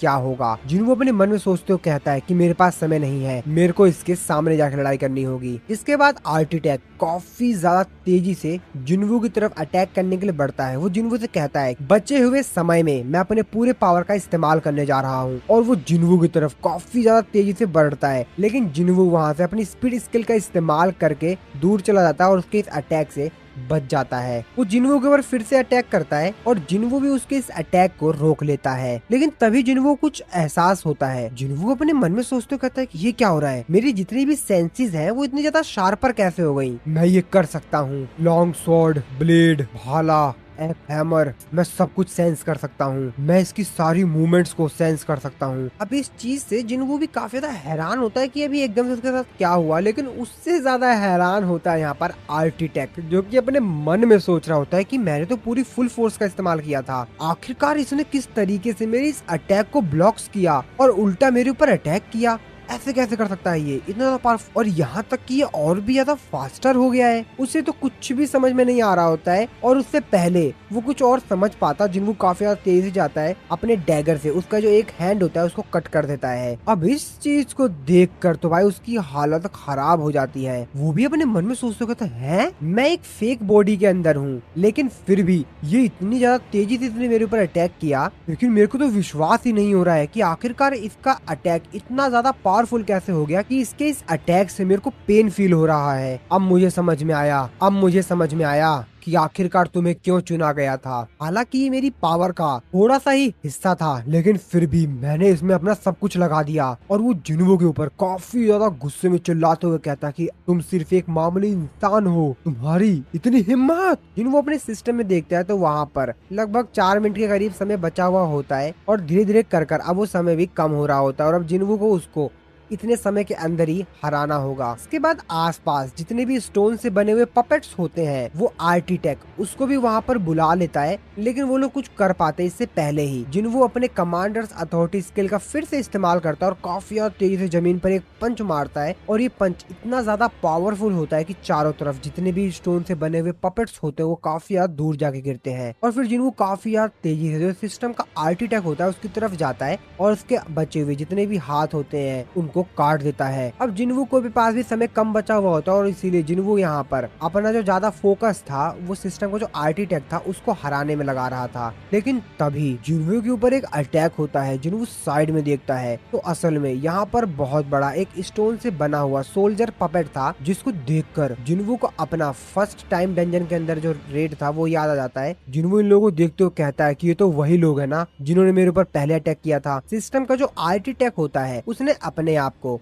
इसी सोल्जर पपेट के अंदर डाल लिया होता है ताकि जिन्वू को उसके ऊपर अटैक करने में काफी ज्यादा कठिनाई हो। लेकिन जिन्वू कहाँ डरने वाला था, वो काफी ज्यादा तेजी से एक छलांग मारता है और उड़ते हुए जाता है और एक पंच हिट करता है। और भाई ये अटैक इतना ज्यादा पावरफुल था कि वो जो बड़ा सा पपेट सोल्जर होता है वो भाई बीच में से टूट जाता है। अब इस चीज को देख कर तो सिस्टम का जो अल्टी अटैक होता है उसके मुंह खुले खुले रह जाते हैं, क्योंकि अब उसके पास कोई भी ऑप्शन नहीं था। जिन्वू ने उसको पकड़ लिया था। इसके बाद जिन्वू उसके बचे हुए जितने भी हाथ पैर दाएं बाएं सब कुछ होता है उन सबको भी तोड़ फोड़ के काट कूट देता है और उसके गर्दन के ऊपर अपना डैगर लगा देता है। इसको देख कर तो भाई उसके रोंगटे खड़े रहते हैं। वो डर चुका होता है, मतलब अब इस चीज को देख कर वो समझ गया होता है कि उसके बस की नहीं है और वो जिन्वू से कहता है कि मैं अपनी हार स्वीकार करता हूँ। अब ये टेस्ट खत्म हुआ। और दोस्तों यहाँ पर सबसे मजेदार बात ये है कि अभी भी 2 मिनट 11 सेकंड बचा हुआ था, यानी कि जिन्वू ने भाई उसको लगभग 8 मिनट के अंदर ही खत्म कर दिया। सिस्टम का आर्किटेक्ट डरते हुए जिन्वू से कहता है कि जो भी तुम सवालों का जवाब पूछना चाह रहे हो वो तुम्हारे अंदर ही है। जिन्वू कहता है क्या मेरे अंदर? जिन्वू का सिस्टम उसको नोटिफाई करके बताता है कि तुम्हारे मेमोरी के अंदर यानी तुम्हारे दिमाग के अंदर जो डेटा स्टोर है क्या तुम उसको रिट्रीव करना चाहोगे? जिन्वू भी थोड़ा सा सोचता है। सिस्टम का आर्किटेक्ट जो होता है वो जिन्वू से कहता है कि ये तुम्हारी चॉइस है, देख लो अब जैसा तुमको करना है। जिन्वू थोड़ा सा सोचता है मेरे दिमाग में जो डेटा स्टोर है वो, और फाइनली जिन्वू थोड़ा बहुत सोचने के बाद उसको एक्सेप्ट कर लेता है। जिन्वू का सिस्टम उसको नोटिफिकेशन देके बताता है कि आपका जो डेटा है वो सक्सेसफुली रिट्रीव हो गया है। इसके बाद यहाँ पर एक बहुत तगड़ी सी लाइट चमकती है और जिन्वू वहीं पे फ्रीज हो जाता है। इसके बाद जिन्वू को जो डेटा रिट्रीव हुआ था उसमें दिखाया जाता है तो जिन्वू एक दूसरी जगह पर ही पहुंच गया था। वहाँ का नजारा देखकर जिन्वू काफी ज्यादा हैरान था। जिन्वू आसमान से वहाँ का नजारा देखता है जहाँ पर काफी सारे अलग अलग किस्म के मॉन्स्टर, जहाँ पे ऑर्क मॉन्स्टर और भी जितने प्रकार के मॉन्स्टर्स होते हैं वो सभी के सभी मॉन्स्टर्स वहाँ पर थे। जिन्वू उन सभी लोगों को देखकर काफी ज्यादा हैरान होता है। वो कहता है oh my God, in magic beasts को तो देखो। और भाई वहाँ पे अलग अलग किस्म के मैजिक बीस्ट थे जिनको कि शायद अभी इन लोगों को तो अभी तक हम लोगों ने सोलो लेवलिंग में देखा भी नहीं है। ऐसे ऐसे बीस्ट थे वहाँ पर। वो लोग आसमान की तरफ देख रहे होते हैं। अब जिन्वू भी उन लोगों को देखकर काफी ज्यादा हैरान होता है कि आखिरकार ये लोग देख किसको रहे हैं। और तभी जिन्वू आसमान की तरफ देखता है तो जितने भी यहाँ पर मॉन्स्टर्स थे वो आसमान की तरफ देख रहे होते हैं। जिन्वू अपने मन में सोचते हुए कहता है कि एक पर्पल स्काई और इतने सारे खतरनाक बीस्ट, ये पृथ्वी नहीं हो सकती। अगर ये आर्मी जिसके अंदर आइस एल्फ्स हैं, हाई ऑर्क्स हैं, गॉब्लिन्स, जाइंट्स हैं और भी अलग प्रकार के जितने भी बीस्ट्स हैं, अगर ये लोग एक साथ गेट को ब्रेक करके बाहर आ जाते हैं तो इंसानों की सारी नस्ल ही खत्म हो जाएगी। लेकिन ये लोग इंसान नहीं है। जिन्वू आगे कहता है कि मेरे को ये सब कुछ समझने में ज्यादा समय नहीं लगा कि आगे क्या होगा। तभी हम लोग देखते हैं कि आसमान में उस जगह पर काफी सारे सोल्जर्स आ गए थे और वहाँ पर वो जो सोल्जर्स होते हैं वो युद्ध स्टार्ट होने का हॉर्न बजाते हैं और युद्ध शुरू होता है। तो यहाँ पर असल में सिल्वर सोल्जर्स और जितने भी मैजिक बीस्ट्स थे यहाँ पर उन सभी के बीच, यानी कि सिल्वर सोल्जर्स एक साइड और जितने भी बीस्ट्स हैं वो एक साइड, और इनके बीच में युद्ध शुरू होता है। ये युद्ध काफी ज्यादा खतरनाक था। जितने भी सिल्वर सोल्जर्स थे वो बीस्ट के ऊपर भारी पड़ रहे थे। उन बीस्ट को वो खत्म करते जा रहे थे। वीपन्स के टकराने की और आर्मर्स के टूटने की आवाज पूरी तरीके से पूरी हवाओं में फैल चुकी थी। चारों तरफ खूनों की नदियां बह रही थीं और पूरे के पूरे युद्ध में सिर्फ चिल्लाने की, रोने की आवाज आ रही थी। सिल्वर सोल्जर्स जो कि बहुत ही ज्यादा पावरफुल्स थे और बीस्ट की आबादी पूरी तरीके से खत्म ही हो गई थी। लेकिन तभी जो सिल्वर सोल्जर्स थे वो एकदम से रुक जाते हैं। सभी के सभी सिल्वर सोल्जर्स एक एक करके रुक जाते हैं और तभी वहाँ पर एंट्री होती है। इसके बाद हम लोग उस चीज को देखते हैं जो कि वहाँ पर आकर बोलता है अराइज, जैसे कि जिन्वू बोलता है ना उस तरीके से। जिन्वू उस चीज को देख कहता है कि ये तो मोनार्च का डोमेन और शैडो एक्सट्रैक्शन है। तो दोस्तों असल में वहाँ पर जो मेन शैडो ऑफ मोनार्च था वो आ गया था, जो कि वहाँ पर आते ही बोलता है अराइज, और जितने भी बीस्ट्स यहाँ पर मर गए थे ना वो सभी के सभी दोबारा से जिंदा हो जाते हैं और उसके शैडो सोल्जर्स में ऐड हो जाते हैं। और जिस घोड़े के ऊपर वो बैठा हुआ था एक्चुअल में वो भी एक उसका शैडो सोल्जर ही था। जिनवू कहता है एक ऐसी आर्मी जो कभी नहीं मर सकती। मैजिक बीस्ट अपनी जिंदगी को सेक्रीफाइस कर दे रहे थे, लेकिन उनके लिए मौत अंत नहीं था। उनका जो खून था वो डार्क कलर का और काफी ज्यादा डेंस हो गया था। उन लोगों को एक अलग ही स्ट्रेंथ मिल गई थी। और ये जो शैडो ऑफ मोनार्च है ये एक साथ काफी सारे सोल्जर्स को समन कर सकता है। तो जैसा कि हम लोग को मालूम है कि जिनवू भी काफी सारे को कर सकता है, लेकिन उसकी बहुत थोड़ी सी मतलब लिमिट है एक। लेकिन यहाँ पर जो मेन शैडो ऑफ मोनार्च है वो यहाँ पर काफी सारे सैकड़ों को एक साथ समन कर सकता है, जो कि बहुत ज्यादा पावरफुल है। और जिनवू इस चीज को देखकर काफी ज्यादा हैरान होता है। वो कहता है ये तो काफी सारे शैडो सोल्जर्स को समन कर सकता है, इससे तो मेरा कोई मुकाबला ही नहीं है। और जितने भी बीस्ट्स अभी हार गए थे, मर गए थे, वो दोबारा से जिंदा हो जाते हैं। जो ये बीस्ट्स थे ये पहले की तुलना में काफी ज्यादा ताकतवर हो गए थे। पहले तो ये लोग इन सिल्वर सोल्जर्स थे काफी आसानी से हार जा रहे थे, लेकिन अब ये उनके ऊपर ही बहुत ज्यादा भारी पड़ रहे थे। इसके बाद जो ब्लैक और सिल्वर आर्मीज होती हैं, यानी कि ब्लैक शैडो सोल्जर और सिल्वर सोल्जर्स की आर्मी अब आपस में बहुत भयंकर फाइट करती है। लेकिन इस बार पहले से काफी अलग होता है, क्योंकि अब अकेला शैडो सोल्जर ही काफी सारे सिल्वर सोल्जर्स के ऊपर भारी पड़ रहा था। यहाँ पर सिर्फ इकलौता शैडो ऑफ मोनार्च आया जिसने यहाँ का पूरा नक्शा ही बदल दिया। इसके बाद जो शैडो ऑफ मोनार्च होता है अपने घोड़े के ऊपर बैठकर काफी ज्यादा तेजी से उन सिल्वर सोल्जर्स की तरफ बढ़ता है और अपने एक अटैक से ही काफी सारे सिल्वर सोल्जर्स को खत्म कर देता है। जिनवू उसको देखकर काफी ज्यादा हैरान होता है। जिनवू अपने मन में सोचते हुए कहता है ये तो कमांडर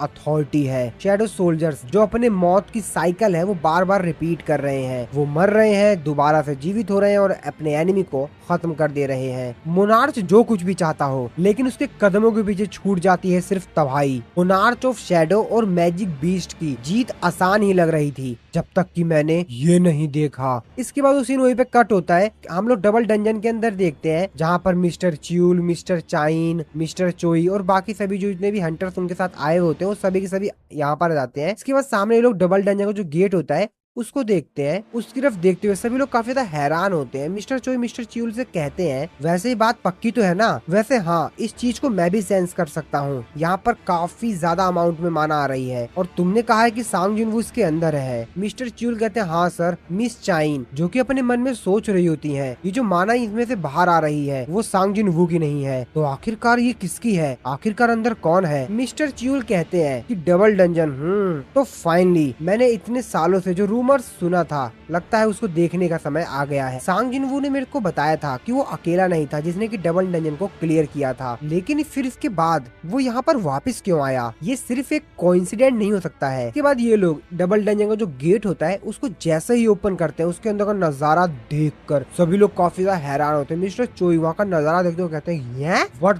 द हेल, आखिरकार ये कौन सी जगह है? इस जगह के साथ हुआ क्या है? तो जिनवू ने जो अंदर तबाही की थी वही ये लोग देख रहे होते हैं। चारों तरफ जितने भी स्टोन से बने वो पपेट्स होते हैं वो यहाँ पर टूट के बिखरे हुए होते हैं। इस चीज को देखकर मिस्टर च्यूल भी काफी ज्यादा हैरान होते हैं। वो कहते हैं तो ये सच था, स्टैचू ऑफ गॉड और स्टोन के बने हुए पपेट्स ये सब एक्चुअली में एग्जिस्ट करते थे। और तभी यहाँ पर आवाज आती है सिस्टम के आर्किटेक्ट की, जो कि इन लोगों को यहाँ पर देखकर इनसे कहते हैं ओ ये देखो। लेकिन जहाँ तक मेरे को याद है मैंने इंसानों को तो इनवाइट किया ही नहीं है। ये तो एक और अनएक्सपेक्टेड सरप्राइज है। यहाँ पर आए हुए जितने भी हंटर होते हैं वो काफी ज्यादा डर जाते हैं इस चीज को देखकर। उनमें से जो एक हंटर होता है उसके तरफ देखते हुए कहता है कि क्या ये सिर्फ मेरे को ही सुनाई दे रहा है या यहाँ पर एक मैजिक बीस्ट बात कर रहा है? तभी जो दूसरी हंटर होती है वो कहती है कि ये इंसानों की भाषा जानता है। तो एक्चुअल में ये लोग सोचे थे कि ये इनका वहम है, लेकिन ऐसा कुछ भी नहीं होता। ये इनका वहम नहीं होता, ये सच में देख रहे होते हैं। इसके बाद जो आर्किटेक्ट होता है वो इन लोगों से कहता है कि शांत हो जाओ, आखिरकार तुम्हारी हिम्मत कैसे हुई किंग को उनकी नींद से डिस्टर्ब करने की? ये बात सुन के ये लोग कहते हैं किंग? वो लोग साइड में देखते हैं तो वहाँ पर एक्चुअल में सांग जिनवू खड़ा होता है, लेकिन उस समय वो एकदम फ्रीज हो गया होता है, क्योंकि हम लोग को तो मालूम ही है कि एक्चुअल में जो जिनवू है उसके अंदर जो डेटा है वो रिट्रीव हो रहा है और इसीलिए उसका शरीर तो यहाँ पर है, लेकिन असल में वो एक दूसरी जगह पर ही पहुंच गया है जहाँ पर वो मोनार्च ऑफ शैडो को और जो बीस्ट की फाइट होती है ना, वो सब कुछ देख रहा है अभी भी। तो उसको तो यहाँ का कोई ख्याल ही नहीं है कि यहाँ पर क्या चल रहा है। इन लोगों के साथ जो हंटर्स आए हुए होते हैं उनमें से जो हंटर होता है वो जिन्वू देखते हुए कहता है, क्या ये सांग जिन्वू है, ये यहाँ पर क्या कर रहा है। और तभी जो सिस्टम का आर्टिटैक होता है वो इन सभी हंटर्स के ऊपर एक साथ अटैक कर देता है। वो काफी ज्यादा घायल हो जाते हैं। हालांकि मिस चाइन को, मिस्टर चोई को और मिस्टर च्यूल को कुछ नहीं होता है, क्योंकि हाई लेवल के हंटर्स हैं, तो उन्होंने इसके अटैक को देख लिया होता है और उससे बच गए होते हैं। लेकिन बाकी जो हंटर्स होते हैं वो यहाँ पर काफी ज्यादा घायल हो जाते हैं। लेकिन ऐसा नहीं कि ये लोग डरे नहीं होते हैं, एक्चुअली ये लोग भी डर गए होते हैं काफी ज्यादा, लेकिन बस ये थोड़े से स्ट्रॉन्ग है तो इन्होंने उसके अटैक को रोक लिया था और उनको कुछ नहीं हुआ था। सिस्टम का आर्टिटैक इन लोगों की तरफ देखते हुए कहता है, तुम लोग स्ट्रॉन्ग वुमेन हो, मैं तुम लोगों को ही सबसे पहले किंग को चढ़ाऊंगा। इसके बाद अगले सीन में हम लोग फिर से जिन्वू को देखते हैं, जो कि अभी भी उसी जगह पर होता है और वहाँ का सारा नजारा देख रहा होता है। और अब यहाँ पर और भी काफी सारे मॉन्स्टर्स आ गए थे और ये कोई नॉर्मल और कोई कमजोर मॉन्स्टर्स नहीं थे, ये बहुत ही ज्यादा पावरफुल मॉन्स्टर्स थे। मंकी मॉन्स्टर, बफर, पता नहीं कौन कौन थे मॉन्स्टर्स यार, बहुत सारे मॉन्स्टर्स जो कि अब इस लड़ाई को ज्वाइन करने वाले थे। और यहाँ पर जो नया क्लैन आया हुआ होता है जिसमें काफी सारे बीस्ट्स होते हैं, उन लोग की लड़ाई अब होने वाली है मोनार्च ऑफ शैडो के सोल्जर्स से। और जिन्वू ये सब कुछ सिर्फ देख ही रहा था। इसके बाद फिर से हम लोग डंजन के अंदर देखते हैं, तो यहाँ पर जो हंटर्स घायल हो गए थे सिस्टम के आर्टिटेक के द्वारा, उन लोगों के साथ आए हुए जो हीलर्स होते हैं वो फटाफट उन लोगों को हील करते हैं। मिस्टर चोई उन सभी लोगों से कहते हैं कि तुम लोग उनको जल्द से जल्द हील करो, यहाँ पर मैं संभाल रहा हूँ। वो लोग भी कहते हैं कि हाँ सर, हम इनको लगभग हील कर ही चुके हैं। आर्टिटेक उन लोगों से कहता है कि जो लोग मेरे पपेट्स को मारने के बाद भी यहाँ पे जिंदा बचेंगे, उन लोगों को किंग का बर्थ देखने का सौभाग्य मिलेगा। लेकिन मुझे लगता नहीं है कि तुम में से अंत तक कोई बचेगा भी, चलो देखते हैं। और इसके बाद यहाँ पर जो स्टोन से बने हुए पपेट्स होते हैं, सिस्टम का आर्टिटेक उन सभी लोगों को इन लोगों पर अटैक करने के लिए भेज देते हैं। मिस्टर चोई सभी लोगों से कहते हैं कि सभी लोग ध्यान से देखो। सभी हंटर्स जो होते हैं वो भी तैयार हो जाते हैं। मिस्टर चोई भी अपनी पावर का इस्तेमाल करते हैं और काफी ज्यादा तेजी से उन लोगों की तरफ आग फेंकते हैं। मिस्टर च्यूल बाकी सभी लोगों से कहते हैं कि यही समय है इन स्टैचूज को डिस्ट्रॉय करने का। सभी लोग, और वो काफी ज्यादा तेजी से भागते हुए जाते हैं और अपने पंच से एक स्टैचू के ऊपर अटैक करते हैं, लेकिन उसे तो कुछ भी फर्क ही नहीं पड़ता। मिस्टर च्यूल अपने मन में सोचते हुए कहते हैं कि मैंने जितना सोचा था ये तो उससे भी ज्यादा ताकतवर है। इसके बाद मिस्टर चोई अपनी पावर का इस्तेमाल करके उसके ऊपर अटैक करते हैं, लेकिन उसके ऊपर उस अटैक का ज्यादा कोई फर्क नहीं पड़ता। मिस्टर चोई कहते हैं कि इन लोगों को जो फिजिकल अटैक रेजिस्टेंस है वो बहुत ही ज्यादा हाई है, सभी लोग संभल के रहना। मिस्टर चोई देखकर काफी ज्यादा हैरान होते हैं कि उन्होंने जो अटैक किया हुआ होता है स्टोन पपेट के ऊपर, उससे उसको कुछ भी फर्क नहीं पड़ा होता है। अब इस चीज को देखकर वो काफी ज्यादा हैरान होता है। वो अपने मन में सोचते हुए कहते हैं कि एक मिनट, मेरे मैजिक से तो कोई फर्क ही नहीं पड़ा। लगता है इन लोगों के पास इस पैल के अटैक को रोक पाने की भी क्षमता है। बाकी सभी जो हंटर्स होते हैं वो भी मिस्टर चोई से कहते हैं कि मिस्टर चोई, हमारे किसी भी प्रकार की कोई स्किल इन लोगों के ऊपर काम ही नहीं कर रही है। यहाँ तक कि हम लोगों ने अपने बाकी जो बेस स्किल्स थे उनका भी इस्तेमाल किया, उसका भी कोई इफेक्ट ही नहीं हो रहा है इन लोगों के ऊपर। मिस्टर चोई भी अपने मन में सोचते हुए कहते हैं कि डैम इट, लगता है हम लोगों के पास कोई ऑप्शन ही नहीं बचा है। तभी मिस्टर चोई को कुछ ख्याल आता है। मिस्टर चोई जिन्वू की तरफ देखते हैं, उसकी तरफ देखते हुए अपने मन में सोच रहे होते हैं अब तो जिन्वू को उठाना ही होगा। क्या ये हिप्नोटाइज्ड है? मेरे पास कोई और आखिरी ऑप्शन नहीं है इसको उठाने का, इसको इसी समय उठाना होगा। और ऐसा कहते हुए वो उसकी तरफ अपने फायर मैजिक का इस्तेमाल करके काफी तगड़ा अटैक करते हैं। और वो अटैक जिन्वू को लगता है, लेकिन उससे कुछ भी फर्क नहीं पड़ता। जिन्वू अभी भी एकदम फ्रीज होता है। और अब ये चीज देखकर जो सिस्टम का आर्टिटैक होता है वो काफी ज्यादा गुस्सा हो जाता है। वो मिस्टर चोई की तरफ बढ़ते हुए चिल्लाते हुए कहता है, तुम्हारी हिम्मत कैसे हो गई किंग को नींद में डिस्टर्ब करने की। वो मिस्टर चोई के ऊपर अटैक करके उनको घायल कर पाता उससे पहले ही बाकी जो हंटर्स होते हैं वो उसको रोक लेते हैं, लेकिन वो बहुत ज्यादा ताकतवर था, वो उसको ज्यादा समय तक नहीं रोक पाएंगे। मिस्टर चोई मिस चाइन से कहते हैं कि मिस चाइन, यहाँ पर सब कुछ मैं संभाल लूंगा, आप जाइए, आप सांग जिन्वू को उठाइए। मिस चाइन भी कहते हैं हाँ ठीक है। और ऐसा कहकर मिस चाइन काफी तेजी से जिन्वू की तरफ बढ़ती है ताकि वो उसको उठा सके। जिन्वू जो कि अभी भी उस जगह पर ही होता है और वहाँ का सारा नजारा देख रहा होता है और वहाँ पर फाइट भी शुरू हो गई होती है। तो यहाँ पर जो नया क्लैन आया था जिसमें काफी सारे मॉन्स्टर्स थे और जो मोनार्च ऑफ शैडो की जो शैडो आर्मी है वो एक तरफ। वो अपने मन में सोचते हो कहता है कि इससे कोई भी फर्क नहीं पड़ता है कि शैडो सोल्जर्स कितनी बार मरते हैं, क्योंकि जितनी बार भी इन लोगों को डिस्ट्रॉय होता है, जितनी बार भी ये घायल होते हैं, वो हर बार लगातार अपने आप को रीजनरेट कर लेते हैं। तो इससे कोई भी फर्क नहीं पड़ता है कि कितनी बार इनको डिस्ट्रॉय किया जाए। और अगर ये सोल्जर्स मेरे सोल्जर्स होते तो पता नहीं कब का मेरी माना खत्म हो गई होती। ऐसे लग रहा है कि इसके पास कोई माना की कमी नहीं है, इसके पास बहुत सारे माना है। ये जो डेमोन क्लेन और बीस्ट टाइप मैजिक क्रिएचर्स दो अलग अलग गेट से आए थे, इन लोगों ने शैडो सोल्जर्स को खत्म करना शुरू कर दिया, क्योंकि इन लोगों के पास कोई भी रीजन नहीं था एक दूसरे से फाइट करने का। ये लड़ाई थी सिर्फ बीस्ट और सिल्वर सोल्जर्स के बीच, और इन लोगों के बीच की जो फाइट थी वो अपने चरम सीमा में पहुंच चुकी थी। बहुत भयंकर वाली फाइट हो रही थी। जिन उन लोगों की तरफ देखते हो अपने मन में सोचते हो कहता है, ओ तो मोनार्च ऑफ शैडो जो है वो जिस तरफ से मैजिक बीस्ट लड़ रहे हैं उस साइड से नहीं लड़ रहा है, शायद वहाँ पर कोई इंटरनल मामला है। जिन्हों को भी थोड़ा सा यहाँ पर कंफ्यूजन हो रही होती है, क्योंकि यहाँ पर भाई ये पता नहीं कौन से क्यों कैसे लड़ रहे थे। और तभी जो मोनार्च ऑफ शैडो होता है, वो जो नया क्लैन यहाँ पर आया था ना, डेमोन क्लैन, क्लैन का लीडर होता है, वो वहाँ पर पड़ा हुआ होता है घायल। वो उसके पास जाता है और उससे कहता है, आज हम लोगों के पास एक चांस था इस वॉर को एंड करने का, लेकिन तुमने मेरे साथ गद्दारी क्यों की। जिसपे बीस्ट क्लैन का जो लीडर होता है वो मोनार्च ऑफ शैडो से कहता है, क्या शर्म की बात है, मैं तुम्हें खत्म कर सकता था। जिसपे मोनार्च ऑफ शैडो गुस्सा होते हुए उससे कहता है कि मैं तुमसे एक क्वेश्चन पूछा था, आखिरकार तुमने मेरे साथ गद्दारी क्यों की। बीस्ट क्लैन का जो लीडर होता है वो उसके ऊपर हंसते हुए कुछ बोलता है, लेकिन पता नहीं क्यों उसकी आवाज एकदम से कुछ चेंज हो गई थी, और मोनार्च ऑफ शैडो गुस्से में आकर उसकी गर्दन पकड़ के उसको आसमान में उठा देता है और फिर उसको मार देता है। तभी जिनवू क्लैन का लीडर होता है, वो उसकी आंखों को देखता है ध्यान से। वो कहता है, ये आंखें मैंने पहले कहीं देखी हैं। अरे नहीं, ये तो बरान है, द डेमन किंग। आखिरकार बरान यहाँ पर क्या कर रहा है। लेकिन दोस्तों यहाँ पर कुछ अजीब सा होता है। अभी इस चीज को एक्सप्लेन करने से पहले आप लोगों ने वीडियो को लाइक नहीं किया यार अभी तक, तो वीडियो को लाइक जरूर से कर देना, और चैनल पर नए हो तो चैनल को सब्सक्राइब कर देना, क्योंकि इसके आगे का सीन काफी ज्यादा दिलचस्प होने वाला है। और तभी जिन्वू अपने हाथों को देखता है, उसके हाथों में खून लगा हुआ होता है और उसका पूरा हाथ काफी ज्यादा अजीब हो गया होता है। उसको तो कुछ भी समझ में नहीं आ रहा होता कि आखिरकार ये क्या हो रहा है। तभी जिन्वू अपने आप को ध्यान से देखता है, तो एक्चुअल में मोनार्च ऑफ शैडो, जो कि इतनी देर से यहाँ पर इतनी बड़ी तबाही ला चुका था, जिन्वू जिसको देख रहा था,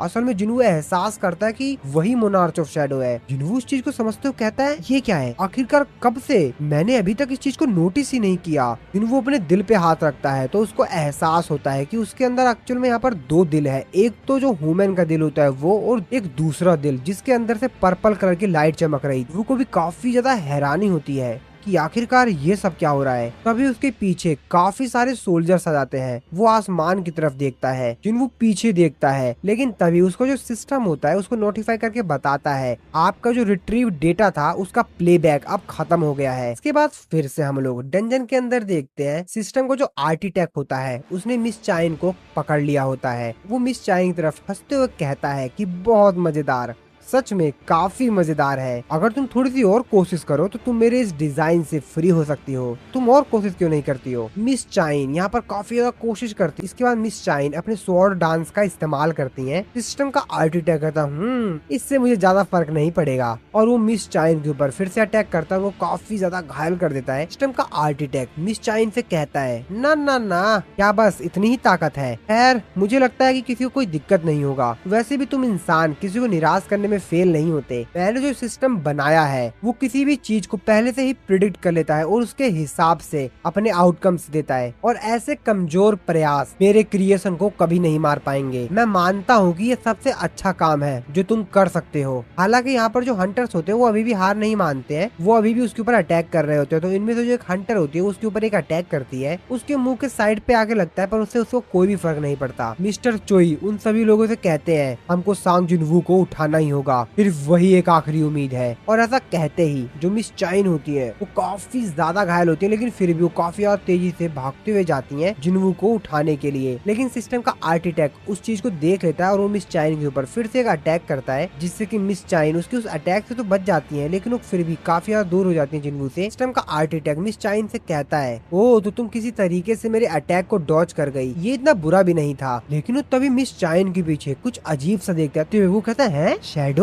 सिस्टम का आर्किटेक्ट काफी ज्यादा हैरान होते हुए कहता है, इस रूम का रूल है और उस रूल के मुताबिक कोई भी ऐसी चीज इस रूम के अंदर अलाउ नहीं है, लेकिन बिना किसी डाउट के ये एक शैडो ही है। सोचो किंग ने अपने एक सोल्जर को तुम्हारे साथ भेज दिया। तो दोस्तों आप लोगों को मैं एक चीज बताता हूँ कि यहाँ पर जो किंग कह रहा है वो एक्चुअल में यहाँ पर सांग जिनवू को कह रहा है। वो आगे कहता है कि आखिरकार तुम लोगों ने इस जगह को कैसे ढूंढा। और आखिरकार सांग जिनवू के साथ तुम्हारा क्या रिलेशन है। इस पे मिस चाइल्ड उसको बताती है कि हम लोग दोस्त हैं, जो कि उसको यहाँ पर रेस्क्यू करने के लिए आए हैं। इसके बाद आर्टिटेक कहता है फिर तो शायद ये किंग ने नहीं किया होगा। चलो ठीक है, मैं तुमको एक चांस देता हूँ और मैं तुमको इस महान इवेंट का गवाह बनने का मौका दे रहा हूँ, लेकिन ये बाकी जो तुम्हारे मामूली इंसान दोस्त हैं, इन लोगों को मरना होगा अभी और इसी वक्त। लेकिन तभी उसको एक आवाज आती है, मेरे रहते हुए नहीं। और दोस्तों ये आवाज किसी और की नहीं बल्कि होती है हमारे हीरो सांग जिनवू की। इस चीज को देखकर सिस्टम का आर्टिटेक उस तरफ देखता है जहां से आवाज आ रही थी और वो उस तरफ का नजारा देखकर काफी ज्यादा डर जाता है, क्योंकि सांग जिनवू काफी ज्यादा तेजी से उसकी तरफ आ रहा था उसके ऊपर अटैक करने के लिए, और उसके पास आकर उसको एक पंच हिट करता है और ये पंच इतना ज्यादा ताकतवर था कि उस बेचारे के मुंह के टुकड़े हो जाते हैं। जिनवू उससे कहता है कि तुम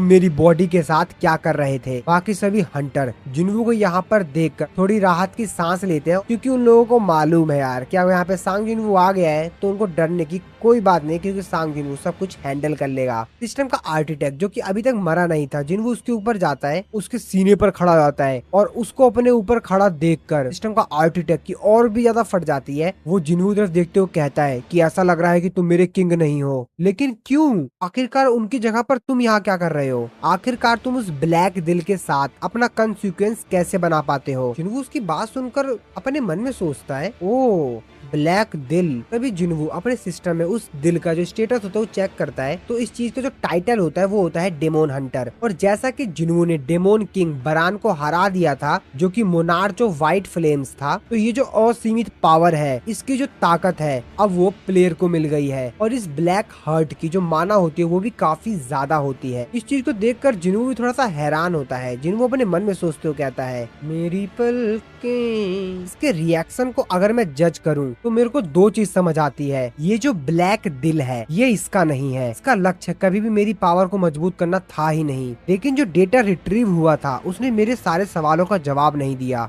मैंने अभी तक पूरी स्टोरी नहीं सुनी है। इसके बाद जिनवू सिस्टम को जो आर्टिटेक होता है उससे ही पूछता है कि तुमने कहा था तुम मेरे को एक प्लेयर के तौर पर चुनने के विरुद्ध में थे, तुम चाहते नहीं थे कि मेरे को एक प्लेयर के तौर पर चुना जाए, लेकिन आखिरकार प्लेयर एग्जैक्टली क्या है और आखिरकार तुम मेरे साथ करना क्या चाह रहे थे? सिस्टम का आर्टिटेक कहता है कि शायद ऐसा हो सकता है, लेकिन मोनार्च ऑफ शैडो आप हमारे साथ ऐसा कैसे कर सकते हैं? आपको क्या लगता है बाकी मोनार्च आपको ऐसा करने देंगे? और इसके बाद जिनवू के अंदर से काफी सारे डैगर निकलते हैं और वो आर्टिटेक को चारों तरफ से घेर लेते हैं। जिनवू उसके ऊपर लात रखते हुए कहता है, सिर्फ मेरे सवालों का जवाब दो। सिस्टम का आर्टिटेक डरते हुए कहता है, आप काफी बेहतरीन है, मुझे लगता है कि मुझे अब सब कुछ समझ में आ गया है कि आपको ही क्यों चुना गया था। बाकी सभी जो हंटर्स यहाँ पे खड़े होते हैं भाई, उन लोगों को कुछ भी समझ में नहीं आ रहा था कि आखिरकार ये सब कुछ चल क्या रहा है। तभी वो लोग अपने आसपास देखते हैं, वो कहते हैं ये सब क्या हो रहा है? ये स्टैचू तो आसपास जो खड़े स्टैचूज होते हैं जो कि अभी तक बिल्कुल भी नहीं हिले थे, एक जगह पे खड़े थे, जिन लोगों के पास इंस्ट्रूमेंट्स होते हैं ना वो वाले, वो लोग भी हिल रहे होते हैं। इसको देखकर वो लोग कहते हैं ये लोग भी हिलना शुरू हो गए हैं और ये लोग और वो बाकी सभी जो स्टोन्स होते हैं वो इन लोगों की तरफ ही आ रहे होते हैं। सिस्टम का आर्टिटेक जिनवू से कहता है,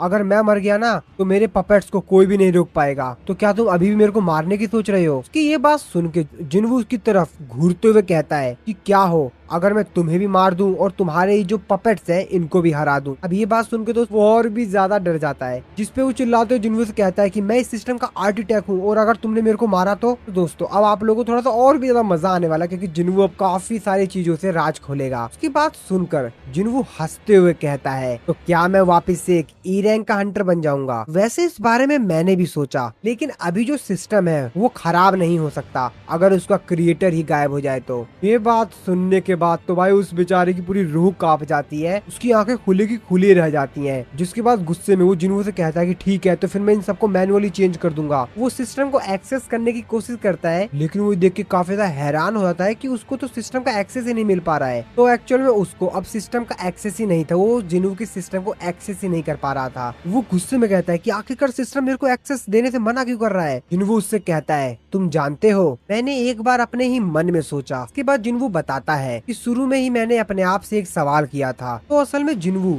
शुरुआत से एक चीज सोचता था जो कि वो सिर्फ अपने मन में रखता था। वो सोचता था ये कोई कोइंसिडेंट नहीं है और ये कोई ऐसा काम भी नहीं है कि जो अच्छे के लिए किया गया हो। सिस्टम मेरा इस्तेमाल कर रहा है, सिस्टम को मेरी जरूरत है, तो मैं भी सिस्टम का इस्तेमाल करूंगा। और अगर मैं इस सिस्टम के थ्रू किसी का अवतार बन जाता हूँ तो मेरे पास कोई चॉइस भी नहीं है, लेकिन मैं उसके एक्सपेक्टेशन को भी क्रॉस कर दूंगा। मैं पूरे सिस्टम को ही निगल जाऊंगा। लेकिन ये मेरे लिए काफी ज्यादा लकी था। ऐसा लगता है कि तुम्हारा डिजाइन में कमियां ही कमियां है, तुम्हारा डिजाइन कमियों से भरा पड़ा है। ये बात सुनने के बाद वो और भी ज्यादा गुस्सा हो जाता है। वो उसके ऊपर चिल्लाते हुए कहता है कि तुम्हारी हिम्मत कैसे हुई, लेकिन इसके आगे कुछ वो बोल पाता। जिन्वू उसको खत्म कर देता है। लेकिन भाई ये सिस्टम का आर्किटेक्ट इतना दुष्ट है कि भाई वो मरते मरते कहता है मुझे एक प्रिडिक्शन करने दो। नहीं, ये एक प्रिडिक्शन ही है। जब स्काई को सहारा देने वाले अग्नि के पिलर्स खड़े किए जाएंगे, एक ना रुक पाने वाली मौत आएगी और वो तुम्हें ढूंढ लेगी। जिन्वू उसकी बात सुनने के बाद उसकी तरफ देखता है, एक स्माइल देते हुए कहता है